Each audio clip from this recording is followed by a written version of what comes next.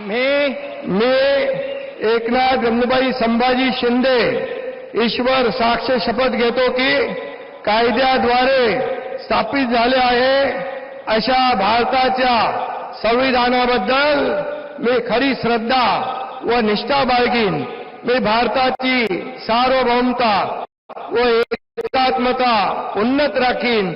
मी महाराष्ट्र राज्याचा उपमुख्यमंत्री म्हणून माझी कामे निष्ठापूर्वक व सत्सद बुद्धीने पार पाडीन आणि संविधान व कायदा यानुसार सर्व तऱ्हेच्या लोकांना मी निर्भयपणे व निष्पक्षपातीपणे तसेच कोणाच्याही विषयी ममत्वभाव किंवा आकस न बाळगता न्याय्य वागणूक देईन।